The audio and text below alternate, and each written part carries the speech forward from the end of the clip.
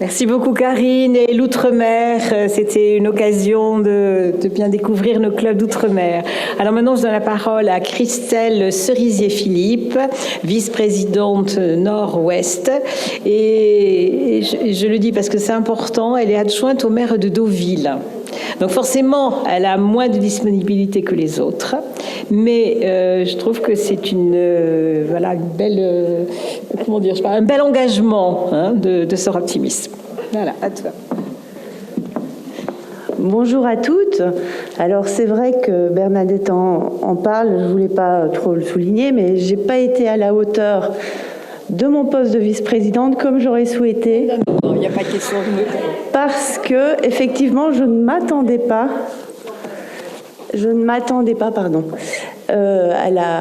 à la situation. D'abord, être VP, donc membre du bureau national en 2020, en pleine pandémie, en même temps être élu en France alors qu'on est belge. Je trouve que c'était pas la meilleure des situations, mais enfin, en tout cas, j'ai essayé de gérer. Donc, notre région du Nord-Ouest représente 17 clubs, dont 6 du Pas-de-Calais, 4 en région parisienne, 3 en Normandie et 4 en Bretagne. Donc, dès le départ, je me suis rendu compte que la situation elle est très compliquée et je me suis dit, il va falloir que je sois sur tous les fronts, comment je fais ? Je sais que les clubs, j'étais Sœurs Optimistes très jeune, j'avais 28 ans, avec des jeunes enfants. J'ai vécu la vie, une présidence enceinte, effectivement, Marie-Claude me rappelle. Et donc, je sais que c'est pas facile pour tout le monde. Et là, la situation était compliquée. Donc, j'ai décidé d'être une coach pour les présidents de ma région et leur donner des astuces pour faciliter leur travail administratif, en leur donnant tout de suite les bons tuyaux pour bien communiquer entre nous et entre elles, ce qu'elles ont fait. Et surtout, j'avais l'ambition que chaque club du Nord-Ouest s'investisse dans la vie de leur territoire en se rapprochant des municipalités et des institutions qui gravitent autour de nous. Parce que, mesdames, même si nous sommes apolitiques, nous participons à la politique collective d'où nous occupons des femmes au sein de nos municipalités. Donc, je leur ai donné des pistes, des tuyaux, et vraiment, elles ont extrêmement bien travaillé. Alors, j'avais changé un petit peu ma présentation parce que j'avais compté le nombre de Sœurs Optimistes du Nord-Ouest. Alors, je pense que là, je vais attirer votre attention, et ça peut concerner tout le monde. Allez vérifier sur le site vos fiches de club. Il manque des membres dans vos fiches. Moi, j'en ai compté au travers vos comptes rendus 345 et je n'en ai compté aujourd'hui que 319. Or, j'ai repéré 16 à 18 nouvelles intronisations et Nicole Régamé n'en a compté que 14. Et il manque des membres qui avaient au départ et plus à l'arrivée. Donc, je pense qu'il faut vraiment remettre vos fiches à jour. Alors, j'ai plutôt fait un état diagnostic plutôt que de mettre en avant les unes et les autres parce que je pars du principe que l'intelligence collective est plus efficace que de mettre en valeur un club plutôt que l'autre. Donc, au niveau des actions, dans les différents domaines, dans le Nord-Ouest, on a vraiment bien travaillé puisque 26 clubs ont orangé leur municipalité, leur communauté de communes et on fait vraiment des actions, hormis le cinéma, dirigées vers la lutte contre les violences faites aux femmes. 24 clubs ont vraiment déployé, grâce à ce rapprochement des municipalités, 24 actions ont été faites. 24 actions pour l'environnement ont été réalisées dans le domaine de l'environnement.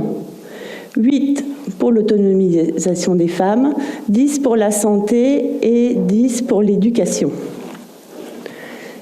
En ce qui concerne les projets initiés par notre présidente, Oranger le Monde, on a 15 clubs qui ont décidé de participer à l'action cinéma dans notre région, toujours. 14 ont participé au Petit Bouet de Suzanne Noël et 15 ont participé au concours des paréos. Je trouve que c'est pas mal. Sur nos 17 clubs, à chaque fois, il y a plus ou moins une action dans chaque club. Et puis, la quatrième portion, donc le 8, c'est ce que j'ai repéré, mais dont on n'a pas parlé, c'est le prix Europe Envie d'entreprendre, dont on va remettre les prix ce soir. J'ai repéré dans nos comptes rendus que 8 clubs avaient envoyé des futures candidates pour cet après-midi. Je trouve ça très bien. Alors, un petit focus sur la santé de nos clubs. Donc, j'ai remarqué 4 démissions. 5 clubs manquent de régularité dans leur envoi de compte rendu. 2 clubs, mais alors j'en ai oublié un troisième. J'ai eu 3 clubs qui ont eu des contentieux. Et là, je remercie énormément les commissions statut, médiation et extension à qui j'ai fait appel pour régler ces sujets et qui ont été réglés très vite et la vie des clubs a pu continuer grâce à elles. Et donc, 7 clubs ont en dessous de 17 membres. Alors, un petit pêle-mêle des manifestations de tous ces clubs. Donc, évidemment, comme Talent de Femmes est issu d'une idée de Deauville, mais aussi Béthune a très vite embringué dans l'idée. Et c'est vrai que du temps d'Erika Tagnon, qui était notre VP, on avait suggéré de faire de cette action une action nationale. Et quand je vois le folklore de Talent de Femmes, je trouve ça génial. Donc, bien sûr, beaucoup de talents de femmes dans notre région. Une journée patrimoine qui était une nouvelle idée du Club de Paris fondateur avec l'histoire de Suzanne Noël, avec une promenade dans Paris pour raconter l'histoire de Suzanne Noël. Bien sûr, nos clubs du Nord-Ouest ont participé à l'aide pour aider le club de Saint-Vincent. Donc, elles ont envoyé des colis qui ont transité par la Guadeloupe. Le club de Deauville a inauguré sa statue Suzanne Noël sur les quais de la Touques tout au début du mandat parce qu'on n'avait pas eu le temps avec la pandémie de le faire. C'était une statue qui était à l'origine de la Marche Orange de 2019. Des vide-dressing, des foires à tout, des marches, des soutiens aux associations de l'environnement, des bourses, des plantations d'arbres et des marches roses. Bien sûr, tous les clubs ont fêté le centenaire. Et je vais faire le focus sur des compétitions de golf comme d'habitude. Et je vais faire le focus sur 2 actions, à mon sens, qu'il faudrait démultiplier. C'est-à-dire que les clubs du Nord se sont mutualisés pour récolter des serviettes hygiéniques. Donc, ils sont rapprochés des universitaires qui manquaient et d'alimentation et de produits d'hygiène. Ils sont vraiment occupés du sujet. La plupart des clubs du Nord se sont emparés du sujet de la précarité menstruelle et je pense qu'il faut s'en occuper. Et puis, Vannes et Deauville ont soutenu le sport féminin dans la voile et m'ont demandé d'intervenir pour une conférence sur le leadership. On n'avait pas de conférencière, donc je me suis inspirée de notre belle revue et j'ai animé cette conférence pour laquelle j'ai eu beaucoup de plaisir et je me suis dit, en 2017-2018, on avait eu notre petite réunion qui nous alertait sur le sport féminin. À Deauville, on avait organisé une table ronde avec des sportifs de haut niveau qui nous avaient un peu raconté ce qui se passait dans le sport de haut niveau. Et aujourd'hui, c'est les ligues sportives qui viennent vers nous pour nous dire, la ligue de golf notamment et la ligue de voile, qui viennent nous dire « Mais attendez, vous les sœurs optimistes, venez nous aider parce qu'on a des problèmes, on n'a plus assez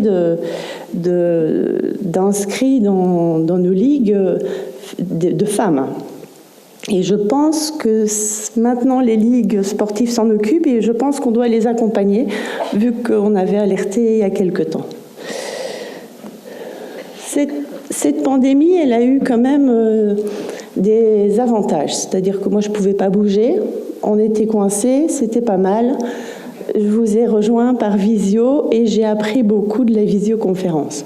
Mais surtout, ça a mobilisé nos clubs pour différents projets en commun. Alors j'avais changé mon diapo hier soir, mais je pense que notre webmaster n'a pas pu faire le changement, donc il manque pas mal de photos. Je vais essayer de m'en souvenir. Donc il y a un projet des 6 clubs du Nord-Pas-de-Calais qui vont soutenir un 4L Trophy de 2 jeunes femmes médecins.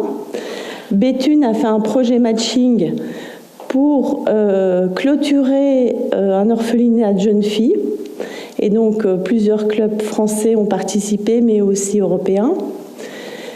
Et alors, donc, on a eu pas mal d'intronisations et malheureusement 4 démissions. Mais on a eu aussi d'autres projets qui étaient en photo sur mon autre... bon, tant pis, c'est pas grave. Deauville a organisé une marche orange virtuelle qui a quand même rassemblé pas mal de clubs français, des clubs européens, mais aussi internationaux, puisque le Brésil nous a rejoints sur la marche. J'ai trouvé ça formidable.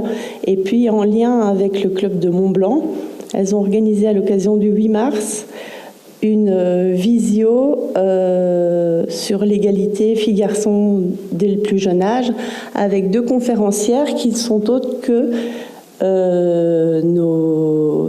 nos gagnants du prix Europe Envie d'entreprendre de l'an dernier. Et donc j'ai trouvé que c'était très bien de s'unir entre plusieurs clubs pour mettre une action en commun. Et sur le Nord-Ouest, en tout cas, c'était très, très prisé pendant cette période de pandémie. Alors voilà, j'ai fini malheureusement. J'ai changé au dernier moment et ça n'a pas pris, c'est pas grave.